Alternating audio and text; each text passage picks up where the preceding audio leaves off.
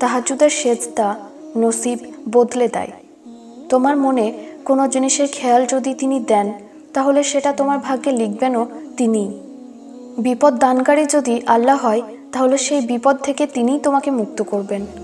যিনি তোমার মনকে সবর করা শিখিয়েছেন, সেই সবরের ফলও দেবেন তিনি। যিনি দোয়া করার তৌফিক দিয়েছেন, সেই দোয়াকেও কবুল করবেন তিনি। যিনি তাহাজ্জুদের সেজদা তোমার নসিব করিয়েছেন, সেই নসিবকে চমকাবেনও তিনি। যিনি তোমার নসিব লিখেছেন, দোয়ার বরকতে তোমার নসিব বদলাবেন তিনি।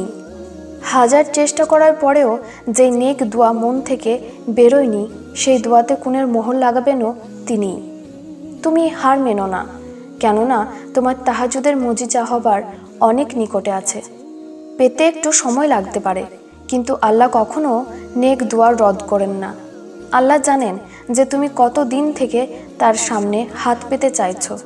তাহাজ্জুদে গড়ে পড়া প্রতিটা অশ্রু আল্লাহর কাছে তোমার দুয়ার কবুলিয়তের জন্য সিফারিশ করে। আল্লাহ এমনভাবে তোমাকে সাহায্য করবেন, যেমনভাবে তুমি কখনো কল্পনাতেও ভাবনি। তুমি তোমার আল্লাহর থেকে দূরে সরে গেছো, কিন্তু আল্লাহ কখনো তোমার থেকে দূরে সরে যাননি। হতে পারে এই দেরিটা অসম্ভব সম্ভব হবার আগের মুহূর্ত। আল্লাহ তোমাকে তোমার প্রিয় জিনিসটা দিয়ে পরীক্ষা করা বিনা কারণে হতে পারে না। তাহাজ্জুদের আচমকা চোখ খুলে যাওয়া বিনা কারণে হতে পারে না। সেজদায় শান্তি অনুভব করা বিনা কারণে হতে পারে না। গুনাহ থেকে মন উঠে যাওয়া বিনা কারণে তো হতে পারে না। আল্লাহর রাজিতে তোমার মন রাজি হতে লাগা বিনা কারণে তো হতে পারে না। আল্লাহর তোমাকে এমনভাবে তিনার নিকটে টেনে নেওয়া বিনা কারণে তো হতে পারে না।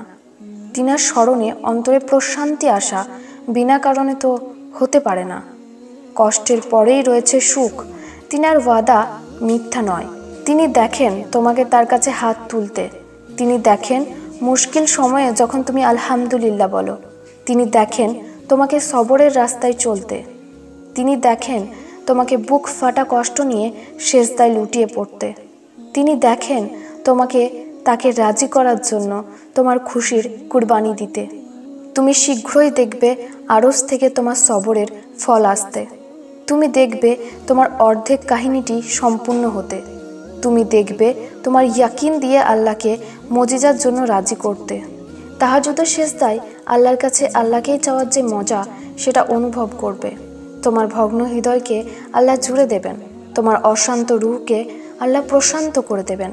তিনাকে নিজের অধিক নিকটে অনুভব করার যে কি মজা, কি শান্তির, সেটা তুমি অনুভব করতে পারবে। আর তোমার দোয়াতে খুন বলে দেওয়ার সেই সময় খুব শীঘ্রই আসতে চলেছে। যেই কাহিনী তাহাজ্জুদ পর্যন্ত পৌঁছে যায়, সেটা কখনো অসম্পূর্ণ থাকে না। তাহাজ্জুদের সময়ে হঠাৎ চোখ খুলে গেলে বুঝে নিও তার সাথে মোলাকাত করার জন্য ডাক এসেছে। আল্লাহ তার প্রশংসা করেন যে তিনার মহব্বতে বিছানা ছেড়ে উঠে পড়ে। তিনি তোমাকে বেছে নেন এবং তোমার থেকেও বেশি তোমার রব তোমার ডাক শোনার জন্য অপেক্ষায় থাকেন। তোমার সাথে মোলাকাতের অপেক্ষায় থাকেন। বান্দার ডাক শুনতে যে তিনি খুব ভালোবাসেন। যার নসিবে তিনি তাহাজ্জুদের সেজদা লিখে দেন, তার নসিবে আল্লাহর ভালোবাসাও লিখে দেওয়া হয়। যদি রাত্রি আল্লাহর সাথে কথা বলতে বলতে কাটতে থাকে, তাহলে ঘুম না আসাও একটা নিয়ামত। এমন কষ্ট যা তোমাকে আল্লাহর কাছের বান্দা বানিয়ে দেয়, সেটা নিয়ামত। মানুষ চায় যে তার জীবনে এমন কেউ থাকুক যে তাকে কঠিন সময় থেকে বের করে আনবে। কেউ আসুক আর তাকে আশ্বস্ত করুক যে সে একা নয়, তোমার সঙ্গে আমি আছি। এবং যখন আমাদের এই ইচ্ছে পূরণ হয় না, তখন আমরা নিরাশ হয়ে যাই। দুনিয়াতে মনুষ্যত্ব বলে কিছুই নেই, নিজেকে এটা বলতে থাকি। কিন্তু নিজে থেকে আমরা কেন এমন মানুষ হই না যেমনটা আমরা অন্যদের দেখতে চাই? তোমার এই কঠিন সময়টা পেরিয়ে যাওয়ার পরে তুমি তোমার এই কঠিন সময়টাকে ভুলে যেও না। এবং যাদেরকে তুমি কঠিন সময় পার করতে দেখবে, তাদের আল্লাহর দিকে ডাকতে ভুলো না। তারা হতাশ হলে তাদের কুরআন মাজিদের মোটিভেশনাল কথাগুলো বলে মোটিভেট করবে এবং আল্লাহর দিকে ডাকবে। অন্য মুসলিমকে পথভ্রষ্ট হতে দেখলে তাকে আল্লাহর দিকে ডাকবে। তারপর যদি সে তোমার ডাকে সাড়া না দেয়, সেটা তার জন্য দুর্ভাগ্য। কাউকে টেনে হিচড়ে দিনের দিকে ফিরিয়ে আনতে বলা হয়নি। তুমি বাস দাওয়াত দেবে।